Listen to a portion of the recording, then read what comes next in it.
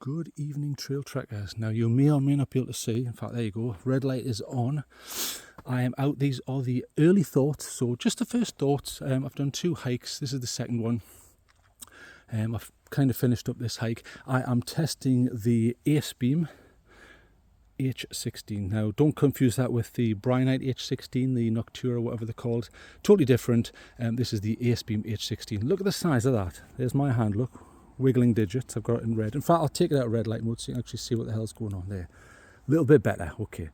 Look at that. So very, very small. It's small because it is using a, well, it can use a AA, so your traditional AA cell, which are the smaller ones, and alkaline. It can also use a 14500, which is what I'm running it on. When you buy it, you can get it with the cell. So I got it with the cell, and it comes with, I'm not going to open it up because this is just a walk and talk. So it comes with a 920 milliamp hours cell, which is pretty good. You know, that's exactly the same as what I got in the H1 from Wuben, which is also very small light. Really, really like it so far. I'm a big fan of the Acebeam stuff I've tried. I bought the E70 and absolutely loved it. Thought it was really, really good, hard wearing. In regards to this hard wearingness, I'll call it, this comes in at a 1.5 meter drop rating, so above a lot of the other lights where it's just 1 meter. So that fills me with a bit of sort of love of the light already. It's an IPX8, 2 meters underwater, no problem, so proper waterproof. It has a button up top and then a magnetic tail. It doesn't say that on there, but it is magnetic tail, so that gives you utility. You can stick it around and use it for different things. It also comes with that clip, which I've left on, and it's a 2-way clip, or reversible. It's almost deep carry. Look, it's stretching up there. We'll see. I'll keep carrying this and we'll see how that goes.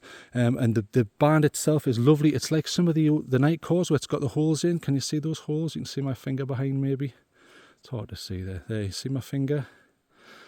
I like that because when I'm sweating it's irritating, and it's got the reflective details on there. It's a 2-pointer, but it only needs to be a 2-pointer because this is so damn light. And excuse the pun there, but it is very light in weight. So like I say, IPX8, pretty impressed with it so far. The UI is a bit strange, so it's like double press to get to go on. I guess that they're assuming that means that it's going to be better. In fact, let's turn it on instead of waffling too much. Let's turn it on here. We'll put it on the lowest mode. So this is super low. It's something like 5 lumens. Let's come down here. Yeah, so look at that. Now you're probably thinking, well, that looks quite nice, and especially if you are watching this in HDR, which I am uploading it in HDR, so it's 10-bit color, so you should get the full color gamut because this is using a high CRI 50,000 Kelvin value neutral tint.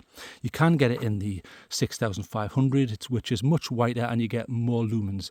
So the maximum lumens on the 6500 Kelvin version or 1000. This is only 650 maximum on turbo. Now bear in mind there is a step down because it's a small light. It will step down to 280 or something like that, or maybe 250 I think it is, yeah, 250. But still nice. It is using a Nichia 519A, but I will check that. But it's pretty nice so far. So that's your ultra low 5 lumens, and then you just click and hold to go to the next mode. Boom. So there's proper low. So that was ultra low, then this is low. And then let's pull up a little bit so you can see. So yeah, you could walk by that, but you know, it'll be irritating. I could do it. As long as it wasn't a really dark ground, but not bad. So we'll walk along a little bit. So yeah, you could walk with that just, so that's low, which I think is 30 lumens or something like that. Then you've got medium, which is about 100 lumens. I will correct these figures as I go, but this is only the second time I've been out for a full length, more than half an hour hike using the light. And I've had to sit and charge it up there before I did this, because I thought, I don't want this going out halfway through the talk. But look at that, pretty beautiful. Now, isn't the beam interesting? Let's have a look at this. So let's get some ground here. Now, can you see what's happening here? Now, this is a smooth reflector. But look at the termination line between the hotspot and the spill. So the hotspot is that there, and then the spill is that there. But look, the termination line. It's not like a orange peel reflector where you get a bit of transition between the two zones. It's very distinct. I don't mind that. At first, I was a bit taken aback by it, and I thought, oh, I don't know if I like this, because with headlamps, and I've said this a million times. With headlamps, I like a TIR because I think if you're going to do anything up close, you don't want a hotspot. But I will admit, even on the higher levels, the hotspot isn't too obnoxious and it doesn't obscure details. As you can see, look at that leaf there. Look, if I So it's not really obscuring the detail too much, and that beautiful high CRI is really showing all the colours. I'm picking out all the browns, all the greens here. That's why I like to come out in nature here. Look at this stump here. Look at the browns on there. Now I'll compare that in a moment with a non-high CRI and you'll notice the difference. So pretty good. Now it's not stretching out very far, is it? So we'll go to the next mode. Forgotten what mode I'm on now. I think that was medium, I think. This is high. I think it's about 200-ish off the top of my head. It's just reaching out to the distance here, but certainly not round that corner. But you could definitely walk by this, look. No problems. Really, really nice. So like I say, when I first got it, I thought, I don't know, what's this beam profile doing on a headlamp? But it kind of works. So you've got this utility push zone and then this spill.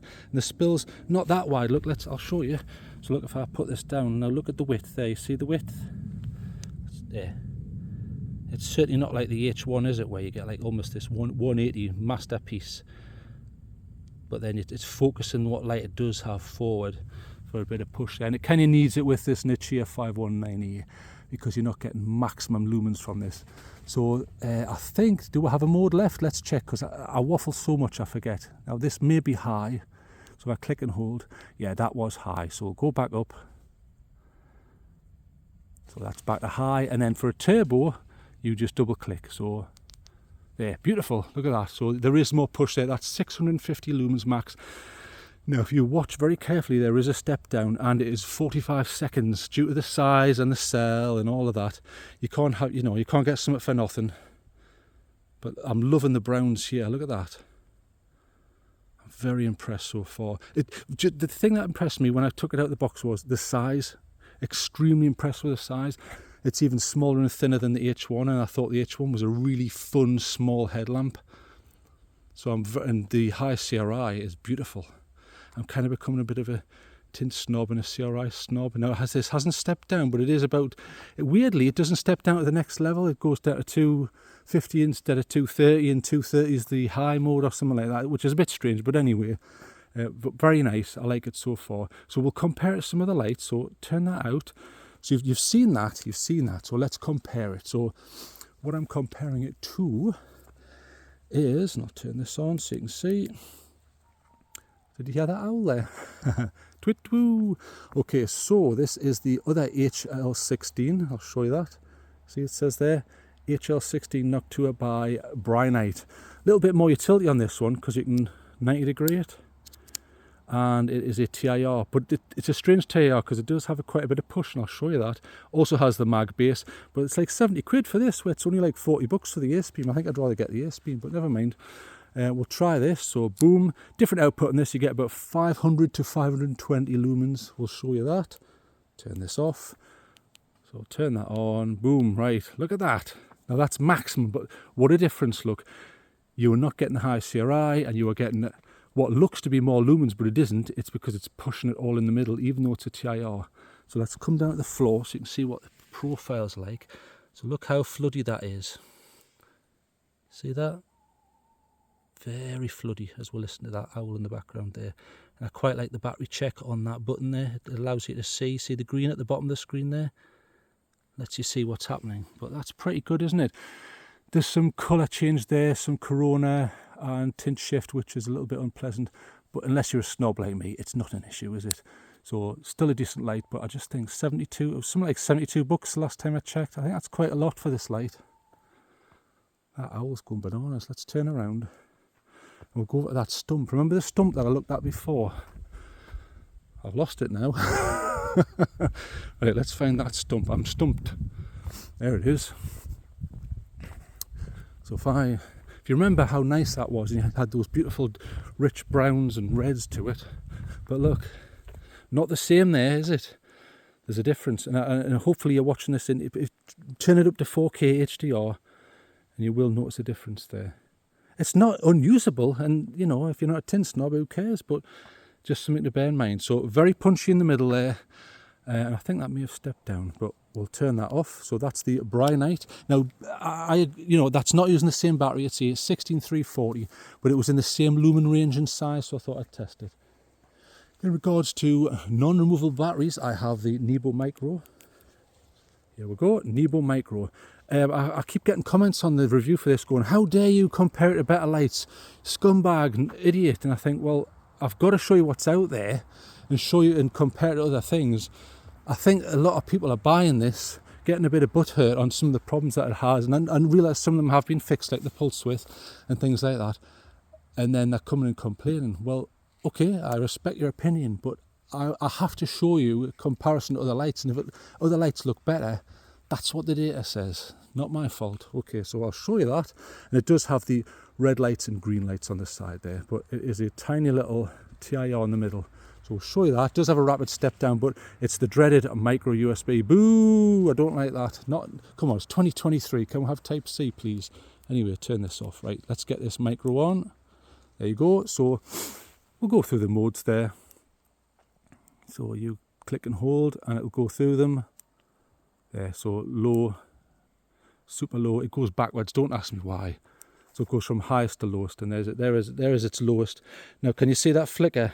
If I get the angle right, I was doing it. There, you see that flicker? It comes and goes, especially on the lower modes, it's right irritant. There, you see it? That's visible to the eye sometimes. Sometimes it is, sometimes it isn't, and I realise other models have been fixed. But let's go to turbo on this. Whack, there's turbo. I think that's impressive for its size, but you do get the step down in this. But you're doing a lot of light. But look, for a tiny little light, and look at the beam coming out of there. Let's show you on the ground. Look at that. That's not bad, look, quite floody. Isn't that good? I think as a starter light, nothing wrong with this. But it does have those pulse width problems. If you are a aficionado, they may annoy you. Now, if you prepare, there will be a step down here, and it will be visual. It's quick. It's there. So that, wow, that went way down, and you can see the pulse width again. So big step down this, but to be fair, that's completely acceptable because of the size of the light. So let's get that turned off. And you've got to go through all the way through the UI, and then red and green, and then right, finally the damn thing's off. Nuisance. I think they need to rethink that UI, but you can reverse it. But anyway. Okay, and I'm also testing it against the Wuben. Now, if you remember the D1, which had that lovely flat TIR setup, look at that. Very interesting. This has the same head, but tiny, and it's also using a 14500, same. This is only 400 lumens like the last one, the Nebo Mycro, but it has more utility. You can rotate this, look. So there's the headband. You can rotate it on the actual thing, look, see? You can rotate it there, and then it rotates along this axis. To take it in and out, though, you have to take the tail cap off and back on again. I would hate to drop a battery if I was out camping or something like that, but okay. But you've got that added utility, so let's get it turned on, because it's got a very interesting beam, which I want to show you. So turn it on there. Look how floody that is. Now we'll go through the modes. So if I remember rightly, you click and hold, don't you? That's it. So low, that's its absolute lowest, just to show you. It is on there, look. Absolute lowest there. So you're getting about 400 plus lumens out of this, and it is using a 14500, and the battery that comes with it is 920 milliamp hours, exactly the same as the Acebeam H16. So we'll go to the next one. There's the medium, pretty nice. Now, isn't that interesting how you get that little bit push in the middle, but it's super wide. So we'll go to the next mode. High, look at that. Quite white as a tint, I mean, you know. There, that's its highest. Look at that. That's stretching way out there. But you have that width, watch. Look at the width of that. Watch if we go down to the floor. It's not 180, but look at that, just under the light there, moving the termination line up and down. Incredible width, which is exactly what you want when you're hiking. Look at that. I love hiking with this, even though it's a tiny little light. I mean, if I was going on an extended hike, I would take something a lot bigger. So you've got run time and redundancy built in there, but look at that. Very impressive. But we'll go back to the one I'm supposed to be talking about. So we'll turn that off. If I can find it, because it'll be right at the bottom of the pocket here. There it is. Okay, so get the light back on. So here it is. Like I say, these are just the early thoughts, you know. And I will have a full review when I have time. So if you have any questions, stick them down below, and I'll answer them all, you know. And there'll be an honest review, obviously, as soon as I get time. But like I say, IPX8, proper 1.5 meter drop rating, nice high CRI. You don't have to get it in that. That's what I got it in. So I got the 5000 Kelvin CRI 90 plus. So the CRI color rendering index should be higher than 90. So I'm looking forward to doing some tests on that, because I will test that and verify that. And let's turn it on here. Double click for on. There's no e-lock, which is annoying. I was a little bit annoyed by that, but okay, I might knock a mark off for that. But they're saying, it's double pressed, but I've had lights where it's double pressed to start, and they've still gone off in my pocket, so I don't think that's an excuse. And it's got memory mode. It does have an SOS and the mag on it as well, so we'll go to turbo. Look at that. Very interesting, that visible circle in the middle, but pretty good for its size. I'm sure you'll agree. Look, we'll turn around. And just the rendering on those trees is beautiful. It's really picking out the colours. So please try and watch this in 10-bit colour HDR. It does make a difference there when you're trying to compare them side by side. And I'll upload it at the absolute highest bitrate I can get away with before YouTube butcher it. Lovely. Anyway, so thanks for joining me. I must make a move, otherwise I'll never get home. Any questions, please put them down below. Full review when I have time. And that's it. So thank you very much for joining me. Let's turn this out. Good night.